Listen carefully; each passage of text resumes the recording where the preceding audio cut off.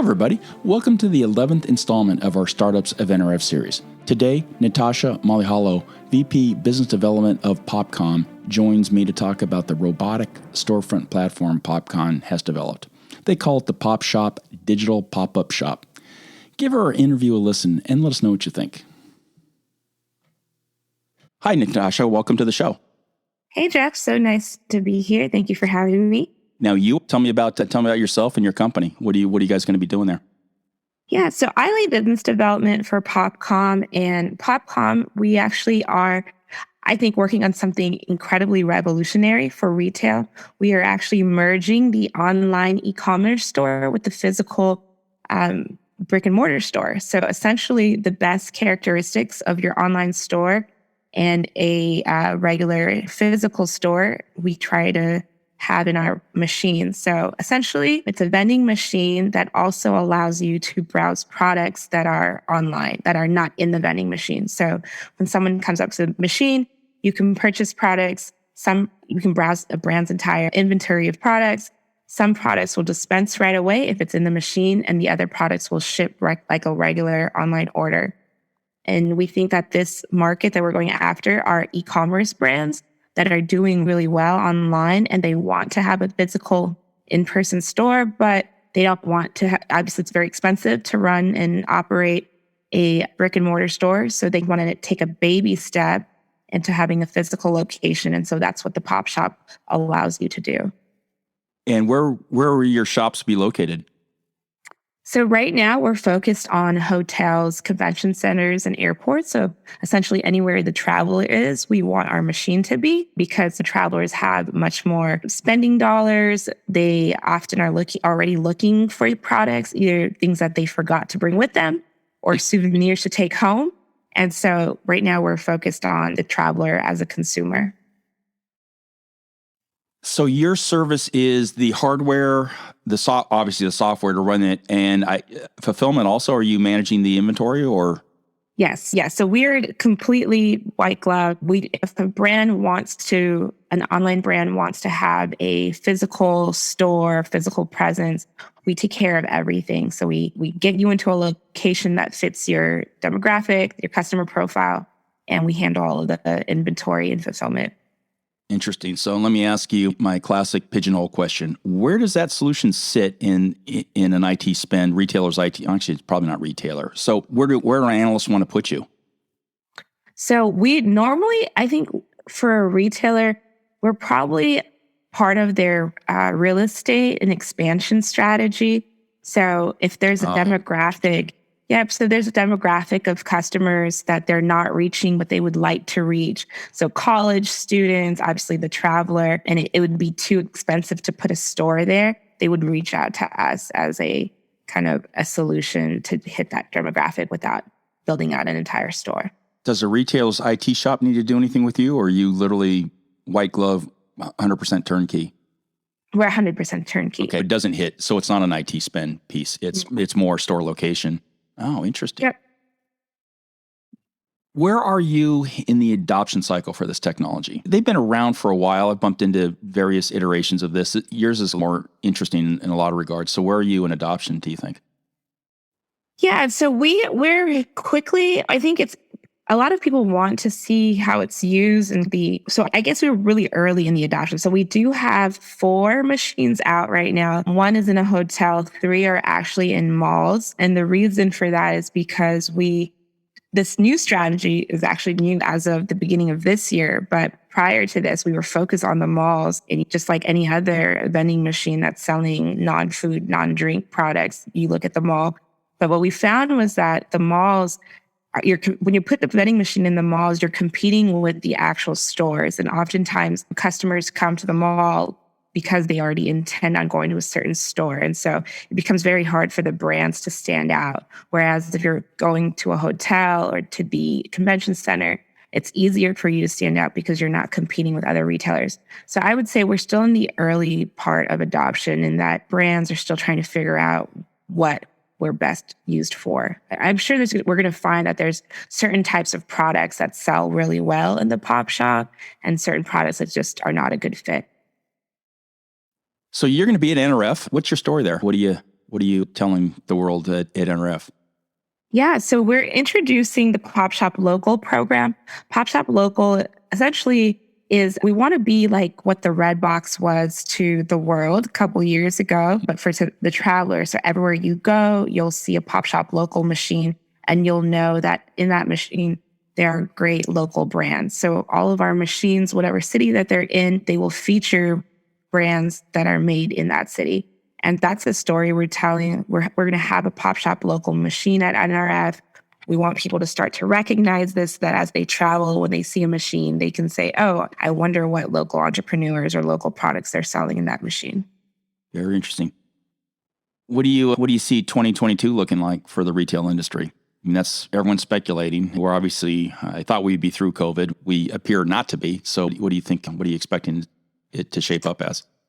Yeah, just given the amount of interest that we've received, I really think that we're going to start seeing micro markets a lot, like just smaller. We're going to see a lot of autonomous technology. I think we're going to see some innovation between like the merging of kind of what we're doing actually. When I think about it, the merging of like online and in person. So maybe more lockers, lock boxes in areas that are highly concentrated, like residential. So normally you're not going to see, I don't think we're going to see any like new stores, but I think we're going to see much more start to see the implementation of easier ways of getting products. Because I think that the big retailers are starting to realize that it's just way too expensive to continue to operate all of these stores, and they're going to try to figure out ways to reach the consumer faster. The revenue that you generate for a brand, is that considered e-commerce then? Or is that physical store revenue? Or have you gotten into that yet? We haven't gotten into that yet because we actually have not rolled out the e-commerce part of it. So right now it's just the physical part of it. And we plan on rolling out the e-commerce part of it in 2022. But if I bought whatever product ABC in your machine, would that be considered retail revenue, or would that be e-commerce revenue?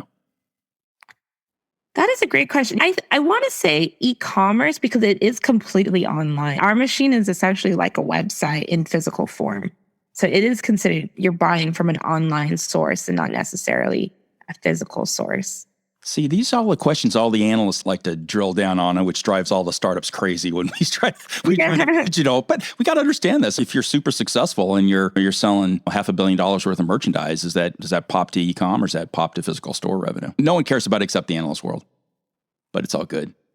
Hey, for all the college students that are listening out there, that we have a bunch that are interested in the startup world, what advice could you give to these young budding entrepreneurs? You've been in this game now for a few years. What would you tell them?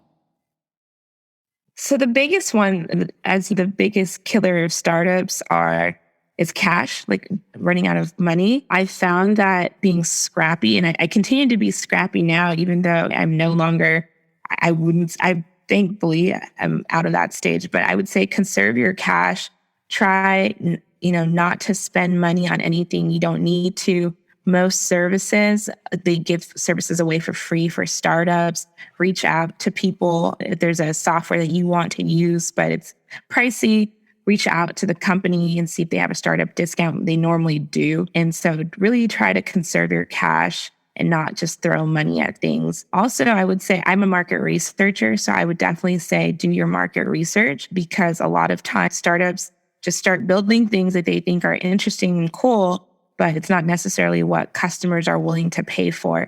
So do your market research and make sure this is something that a customer would pay for. Giving away things for free is nice, but if they're not willing to pay for it, then you're not going to have a business model. Yeah, free goes so far. Right. It's not a long-term strategy. What skills are you using now that you wish you would have paid more attention to in college? I have a list about a mile long. I'm curious what your thinking is.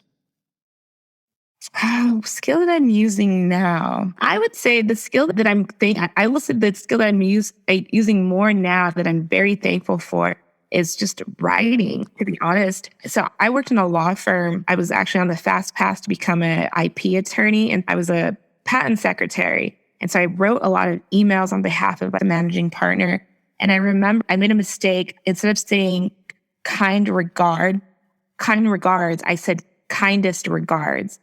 And the attorney was so upset at me. Literally, he like lectured me for an hour about how stupid that looks. And he just microanalyzed all of my emails. But I never sent a bad email after that, in my opinion. Like after that, my emails are very like thoughtfully, articulately written. And so I would say that skill set has continued on with me and has helped me tremendously as an entrepreneur. And now, of course, in business development, just writing emails to customers, to venues, to partners, I would say just being very mindful. And now I'm like the police, like the grammar police and like the punctuation police. So anytime I see someone on my team send out an email that's missing punctuation, I'm immediately like, hey, did you notice this? But I do think the attorney had told me, he said, if you can't send out a proper email, what makes you think the client's going to think we can't do our job if we're not even double checking our emails or whatever he said. But it really stuck with me. So I would say just being able to write succinctly and articulate your thoughts. I've asked that question now about 35 times to VC, startups, and whatnot, and literally what the number one response is to that question. No, what's the question? Writing. Exactly what you said, 100%. Really? It's not even close.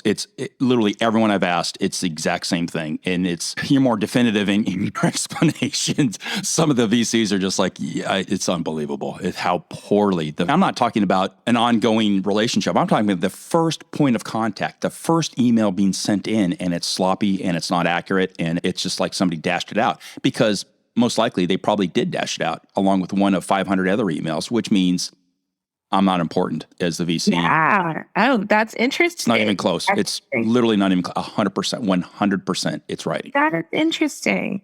Oh, very good. So that makes sense. That makes sense. Yeah, and that's the feedback. When I'm talking to the kids at the center, I know everyone hates writing, and I do too, and I'm a terrible writer, and boy, that was a big mistake. So figure out that writing thing early and often. It's gonna be fantastic. Natasia, thanks for all the time today. How would people get in touch with you? What booth are you at? Yeah, so we are at booth 67 in the startup zone, and feel free to find me there, or you could email me at natasiapopcom.shop. Fantastic. Thanks for the time today. I appreciate it. Thanks, Jeff. I hope you have a good rest of your day. Thanks for tuning into today's episode. For more info, refer to the pod notes below. If you enjoyed this episode, please consider giving us a 5-star rating and review. It really helps us grow. I'm your host, Jeff Roster, Analyst at Large. If you want to connect, follow us on Twitter at JeffPR or at BrianSathanation, or connect with us on LinkedIn. Visit my website at roster.retail.com or Brian's at iterate.ai. Until next time, stay safe and have a great week.